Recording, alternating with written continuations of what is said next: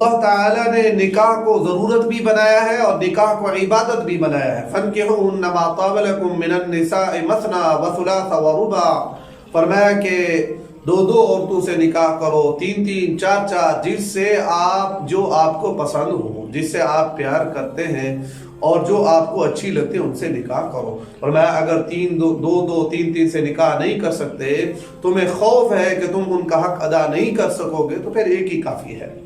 تو حدیث پاک میں بھی آتا ہے النکاح من سنتی وفی روایت فمن رغب عن سنتی فلیس منی. فرمایا کہ جو میری سنت سے محبت کرتا ہے، نکاح میری سنت ہے، اور جو میری سنت سے اعراض کرے گا پس وہ مجھ سے نہیں ہے. تو نکاح سنت ہے نبی علیہ السلام کی، اور تمام انبیاء علیہ السلام نکاح کیا کرتے تھے، ان کی بھی سنت ہے. تو یہ سنت ہے. اب اس کے اندر ہم اس کا اہتمام کریں، رسم و رواج نہ بنیں. آج نکاح سنت تو ہے لیکن رسم و رواج شروع ہو گئے ہیں. کیا ہو رہا ہے دیکھیں، شادیاں ایسے ہوتی ہیں. نبی علیہ السلام نے کئی صحابہ کی شادی کی، اپنی بیٹی کی شادی کی. حضرت علی رضی اللہ تعالیٰ عنہ کیسے شادی تھی، بغیر نقطوں کے سادی شادی تھی. آج ہم رسم و رواج کرتے ہیں، پہلے میڈی کی رسم کرتے ہیں، پھر اس کے بعد جو ہے نا میڈی کی رسم، اور اس کے بعد جو ہے نا دن رکھنے کی بھی رسم، اور مہندی کی بھی رسم، میڈی کی بھی رسم، پھر جاگے کی رسم. اب جاگے میں کیا ہوتا ہے، بہت سارے لوگ تو گلوکار منگواتے ہیں، لاکھوں کروڑوں روپے خرچ کرتے ہیں. مال حلال کا نہیں ہے. جو حلال کا مال ہوتا تو حلال جگہوں میں لگتا، حرام کا مال ہے حرام جگہ میں جا رہا ہے، حلال کا مال نہیں ہے. اور جو متوسط طبقے کے لوگ ہیں وہ عورتیں منگوا لیتے ہیں ناچ گانوں کے لیے، اور جو اس سے کم درجے کے لوگ ہیں وہ خواجہ سرا کو منگوا لیتے ہیں. پھر اتنی بڑی مونچھیں اور بڑے موٹے تازے اچھے خاصے خاندان کے عورتوں میں خواجہ سرا کو نچوا رہے ہیں، حالانکہ وہ مرد ہیں. اور جو کچھ بھی نہیں کر سکتے، اس سے زیادہ غریب ہیں، ان کی یہ نہیں ہے کہ وہ کر نہیں سکتے، ان کے وہ جو ہے نا وہ ڈر رہے ہیں اللہ سے. نہیں، وہ کر نہیں سکتے، اس وجہ سے وہ دول بین پر گزارا کر لیتے ہیں. ناچ پر دول منگوا لیا، بین منگوا لیا، اور اس کے آگے ناچنا شروع کر دیا، مردوں کو نچوایا. یہ ناچنا غلط بات ہے، گناہ ہے. اور جو اس سے بھی کچھ نہیں کر سکتے، غریب ہیں، وہ پھر گھر میں دول منگوا لیتے ہیں، اور جو ہے نا وہ ڈگو کے آگے ناچنا شروع کر دیتے ہیں. گانے بینے، ہمسایوں کو تکلیف، خود تکلیف، اور اپنا ذمے کا گناہ اٹھایا، بستی والوں کا گناہ اٹھایا، رشتہ داروں کا گناہ اٹھایا، سب کے گناہ اس کے سر پر آ گئے. اور اگر کوئی روکنے والا ہے، تم سڑتے ہو ہم سے، تم جلتے ہو. یہ میرے پیارے کوئی سنت نہیں ہے. جاگا تو سنت ہی نہیں ہے. برات کا تو کوئی اعتبار ہی نہیں ہے. برات کہاں ہے؟ نہ حدیث میں تذکرہ برات کا، نہ قرآن میں تذکرہ. آپ صلی اللہ علیہ وسلم نے کیا کیا تھا؟ اپنی بیٹی کو خود چھوڑنے کے لیے گئے تھے. برات کوئی ہے ہی نہیں. اب وہ کہتے ہیں برات منگواؤ، 2-3 گاڑیوں پر برات آئے اور ناچ گانے ہوں تاکہ پتہ چلے کہ ہماری بیٹی کی شادی ہو رہی ہے. اگر کوئی کہہ دے یار برات نہیں آئے گی، وہ کہتے ہیں ہماری جو ہے نا متعلقہ تھوڑی ہے، بیوہ تھوڑی ہے، کماری ہے، تو اس کے لیے آپ نے برات لانی ہوگی، یہ لازمی ہے. یہ رسم و رواج چھوڑے میرے پیارے رسم و رواج کو. دیکھیں حضرت عبد الرحمن بن عوف رضی اللہ تعالیٰ عنہ کی شادی ہوئی تو 2-3 دن بعد آپ صلی اللہ علیہ وسلم نے دیکھا، فرمایا اے عبد الرحمن بن عوف، آپ کے جو ہے نا کپڑوں پر زرد رنگ کا نشان پڑے ہوئے ہیں اور آپ کے جسم سے خوشبو آ رہی ہے، خیر ہے؟ کیا ہوا؟ فرمایا یا رسول اللہ صلی اللہ علیہ وسلم، میں نے شادی کر لی. آپ نے فرمایا اچھا شادی کیا ہے نا؟ اچھا شادی کر لی، تو یہ نہیں کہا مجھے کیوں نہیں بلوایا، یہ نہیں کہا کہ صحابہ کو کیوں نہیں بلوایا، یہ نہیں کہا کہ اعلان کیوں نہیں کیا، یہ نہیں کہا کہ بھی آپ نے فلاں کو بلا. نہیں، فرمایا اے عبد الرحمن ابن عوف، آپ نے شادی کر لی ہے تو پھر ولیمے کا ضرور اہتمام کرنا، ولیمے کا ضرور اہتمام کرنا، چاہے ایک بکرا ہی کیوں نہ ہو. تو دیکھو اتنا سادی شادی، اتنا مختصر، کسی کو پتہ ہی نہیں چلا. شادی میں 2 چیزیں تو فرض ہے اور ایک واجب ہے، 3 سنتیں ہیں. فرمایا کہ 2 چیزیں واجب، فرض کون سی ہیں؟ فرمایا ایک یہ ہے کہ ایجاب و قبول، یہ فرض ہے، اور اس کے بعد ایجاب و قبول کے ساتھ ساتھ 2 گواہوں کا ہونا فرض ہے، اور ایک چیز واجب ہے مہر کا ادا کرنا، جو مہر ہم دیتے نہیں ہیں، مہر تو ہم ادا کرتے ہی نہیں ہیں، اگر دے دیا کبھی تو کس کام پہ لگا دیتے، کبھی کس کام پہ، یہاں مہر کا تصور ہے، مہر دے۔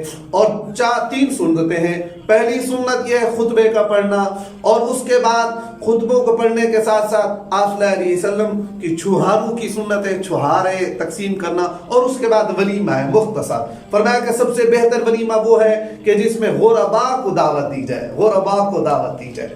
تو ہم دیکھیں آج ہمارے رسم و رواج کتنا بڑھ چکے ہیں، کتنا لاکھوں کروڑوں قرض لینا پڑے تو لے لیتے ہیں، ولیمہ بڑا کریں گے، قرض لینا پڑے تو لے لیں گے۔ ایسے نہیں میرے پیارے، غرباء کو دعوت دیں، نیوتا تو ہے ہی نہیں، نیدر تو ہے ہی نہیں اسلام میں، یہ تو ہم دوسروں کو لیتے ہیں۔ مفتی تقی عثمانی صاحب رحمۃ اللہ علیہ، مفتی تقی عثمانی اطال اللہ بقاہ، وہ فرماتے ہیں، فرمایا نیوتا تو ہے ہی حرام، وہ تو حرام کہتے ہیں، وہ کہتے ہیں نیوتا نہیں ہے، نیوتا حرام ہے، وہ تو کہتے ہیں سود ہے، یہ بڑھ کر لینا اور اس پر قرض دینا، بھئی یہ تو میں نے 2000 دیا تو 2000 ہی لوں گا یا 2000 سے زیادہ لوں گا، یہ تو قرض ہے، یہ تو سود ہے، یہ تو مناسب ہی نہیں ہے۔ آپ کو میں ایک واقعہ سناتا ہوں۔ ایک صحابی تھے ربیعہ بن کعب اسلمی رضی اللہ تعالی عنہ، وہ آپ صلی اللہ علیہ وسلم کے خادم تھے، تہجد کے ٹائم آپ صلی اللہ علیہ وسلم کو وضو کرایا کرتے تھے۔ ایک مرتبہ آپ صلی اللہ علیہ وسلم نے فرمایا، اے ربیعہ شادی نہیں کر لیتا؟ فرمانے لگے، یا رسول اللہ صلی اللہ علیہ وسلم میرے جیسے سے کون شادی کرے گا، نہ شکل ہے دیکھنے کی، نہ کچھ مال و دولت ہے، نہ کوئی کاروبار ہے کہ جو اپنی بیوی کو رکھوں اور ان کو مال دوں اور ان کو خرچ کروں ان پر، میرے پاس تو کچھ نہیں۔ دوسرے دن پھر وضو کرنے کے ٹائم آپ صلی اللہ علیہ وسلم نے، ربیعہ شادی نہیں کر لیتا؟ اور میں، یا رسول اللہ میرے پاس تو کچھ نہیں، میں تو نہیں کر سکتا۔ تیسرے دن خیال آیا کہ رسول اللہ صلی اللہ علیہ وسلم جو پوچھ رہے ہیں، میں آپ صلی اللہ علیہ وسلم کے کہنے پر ہاں ہی کر دوں، جو فرمائیں گے جو ہو جائے گا، دیکھا جائے گا۔ آپ تو زیادہ علم والے ہیں، بصیرت والے ہیں۔ تیسرے دن جب کہ آپ نے فرمایا ربیعہ شادی، فرمایا یا رسول اللہ جیسے آپ فرمائیں، جو آپ کہیں گے ویسے کر لوں گا۔ آپ نے فرمایا فلاں بن فلاں کے پاس جاؤ اور ان کے پاس ایک رشتہ، ان کو کہو کہ میرے ساتھ نکاح کر دیں۔ دیکھو وہ خود گئے اور جا کر کہا، میرے محبوب صلی اللہ علیہ وسلم فرما رہے ہیں، فرمایا کہ میرے ساتھ اپنی بیٹی کی شادی کر دو۔ ہاں تو انہوں نے بڑا استقبال کیا، انہوں نے کہا کہ رسول اللہ صلی اللہ علیہ وسلم کا قاصد آیا ہوا ہے، ہم تو اس کے ساتھ شادی کر ہی دیں گے۔ بڑا خوشنما ہے، استقبال کیا، خوشی سے ملے، اور اس کے بعد یہ واپس آیا اور پریشان تھے۔ فرمایا ربیعہ خیر ہے، کیوں پریشان ہو؟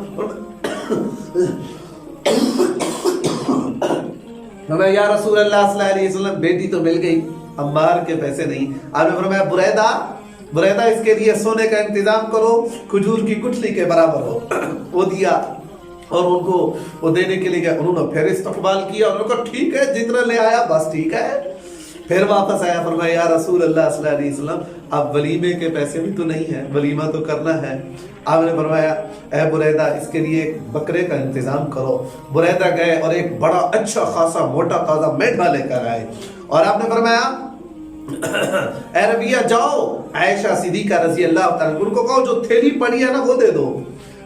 حضرت ربیعہ رضی اللہ تعالیٰ عنہ حضرت عائشہ صدیقہ رضی اللہ تعالیٰ عنہ کے پاس گئے، ان کو کہا آپ صلی اللہ علیہ وسلم کہہ رہے کہ تھیلی پڑی ہے وہ دے دو۔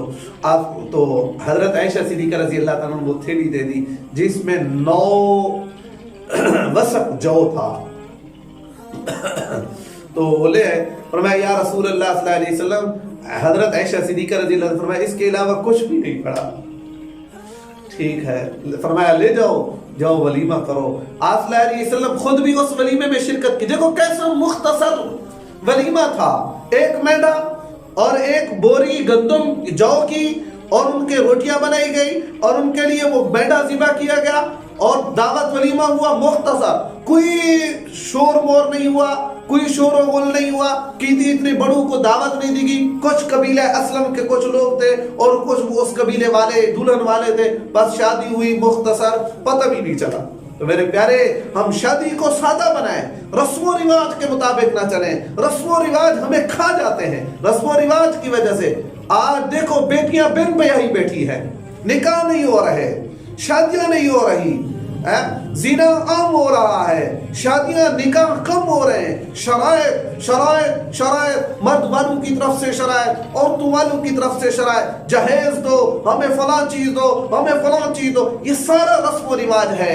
مختصر کرو نکاح کو، سادہ بناؤ نکاح کو۔ اور جو آدمی اپنی بیٹیوں کی شادی نہیں کرتا، بیٹوں کی شادی نہیں کرتا، فرمایا اگر استعداد والا ہے، طاقت ہے، والد کو طاقت ہے، وہ شادی کر سکتا ہے اپنی اولاد کی، کیونکہ اس کا حق ہے اچھا نام رکھنا، اچھی تربیت کرنا، تعلیم اچھی دینا، پھر اس کی شادی کرنا، یہ والدین کا حق ہے۔ فرمایا والدین کے پاس اتنا استعداد ہے، مال و دولت ہے، وہ اس کی شادی پھر بھی نہیں کرتے۔ اگر ان بیٹیوں اور بیٹوں سے گناہ ہو گیا تو اس میں والدین خود شریک ہوں گے، والدین کو بھی ان کا گناہ ملے گا، والدین بھی اس میں اس گناہ میں شریک ہوں گے۔ دیکھیں آج ہم کتنی سالوں میں شادی کر رہے ہیں، کتنا سالوں میں شادی ہوتی ہے۔ اب دیکھیں حضرت عبداللہ رضی اللہ تعالیٰ عنہ کا نکاح ہوا، اس وقت حضرت عبداللہ رضی اللہ تعالیٰ عنہ کی عمر ہے، جب وفات ہوئی تو اس وقت 18 سال تھی، جب وفات ہوئی تو اس وقت 18 سال تھی، 18 سال کی عمر میں شادی ہو گئی۔ تو آپ رضی اللہ تعالیٰ عنہ کی والدہ آمنہ رضی اللہ تعالیٰ عنہ، ان کی نکاح کے وقت 17 سال عمر تھی، کیونکہ جب وفات ہوئی ہے تو ان کی 24 سال عمر تھی۔ اس سے معلوم ہوتا ہے کہ آپ کی عمر 17 سال تھی، کیونکہ 6 سال کی عمر میں رسول اللہ صلی اللہ علیہ وسلم کے 6 سال کی عمر میں حضرت آمنہ رضی اللہ تعالیٰ عنہ کا انتقال ہوا۔ تو دیکھو اتنا جلدی شادی ہو جاتی ہے۔ اسلام میں ایمان، اسلام میں شادی کا تصور جلدی ہے۔ ہم 40 سال کی عمر میں شادی کر رہے ہیں، 35 سال کی عمر میں شادی کر رہے ہیں، اور یہ کہتے ہیں کہ جب تک رزق کا بندوبست نہیں ہوگا، نوکری کا بندوبست نہیں ہوگا، پہلے نوکری پھر چھوکری۔ یہ تصور اسلام میں نہیں ہے۔ اسلام میں یہ تصور ہے کہ وہ عورت اپنا رزق خود لے کر آتی ہے، جیسے کہ آپ صلی اللہ علیہ وسلم کی حدیث ہے، فرمایا مہمان آتا ہے اپنا رزق خود لے کر آتا ہے، اسی طرح وہ عورت جو آتی ہے نکاح میں وہ اپنا رزق خود لے کر آتی ہے۔ تو ہم سنت کو سادہ بنائیں، یہ اللہ تعالیٰ کو حکم ہے نکاح کرنے کا۔ ہم رسم و رواج میں لگ گئے، ادھر ادھر کی باتوں میں لگ گئے، شور و غل میں لگ گئے۔ اب وہ جو ہے نا، یہ جو ناچ گانے ہوتے ہیں نا، یہ ہوس ہے، یہ ہوس ہے۔ کہتے ہیں کہ ہمارے کانوں کو چاشنی ملتی ہے، دین میں چاشنی، قرآن میں چاشنی ہے، گانے میں کہاں چاشنی رکھی ہے؟ یہ اپنی شہرت کی خاطر گناہ کا نظام بناتا ہے۔ اچھا، جو آدمی جاگے پر، اس کو جاگا کہتے ہیں، رات کو صبح شادی ہوتا ہے، رات کو جو جاگے پر جھومر اور جو جاگے پر گانوں کا انتظام کرتا ہے، جو جاگوں پر رسم و رواج کرتا ہے، صرف اس کو گناہ اس کے کرنے کا بھی ملے گا، اور جتنے آدمی اس گناہ میں شریک ہوں گے، اس گانے میں شریک ہوں گے، اس جھومر میں شریک ہوں گے، اور اس دول دماموں میں شریک ہوں گے، ان کا گناہ بھی ان کے سر آئے گا۔ وَلَيَحْمِلُنَّ أَثْقَالَهُمْ وَأَثْقَالًا مَّعَ أَثْقَالِهِمْ وَلَيَحْمِلُنَّ وَلَتُسْأَلُنَّ يَوْمَ الْقِيَامَةِ عَمَّا كَانُوا يَفْتَرُونَ۔ فرمایا یہ اپنا بوجھ بھی اٹھائے گا، اور جو جن لوگوں کے گناہوں کا سبب بنا ان کا بوجھ بھی ان کے سر پر آئے گا۔ اپنا گناہ ہم پتہ نہیں کس طرح اٹھا سکیں گے؟ ہم اپنے گناہ کو تو دیکھیں، لوگوں کا گناہ بھی ہمارے سر پر آ رہا ہے۔ تھوڑا سا سوچیں، تھوڑا سا سوچیں، تھوڑا سا خیال رکھیں، کیا کر رہے ہیں ہم؟ کیا مرنا نہیں ہے؟ کیا رب کے سامنے پیشی نہیں ہے؟ کیا رب سے ملاقات نہیں ہے؟ کیا کر رہے ہیں؟ ان شادیوں کو ہم نے رسم و رواج کے متعلق بنا دیا۔ رسم و رواج جو چاہیں گے، لوگ کیا کہیں گے، ہماری ناک کٹ جائے گی، ہماری عزت خاک میں مل جائے گی۔ ارے بھائی، لوگ راضی نہیں ہوتے، رب کو راضی کر لو، رب کو راضی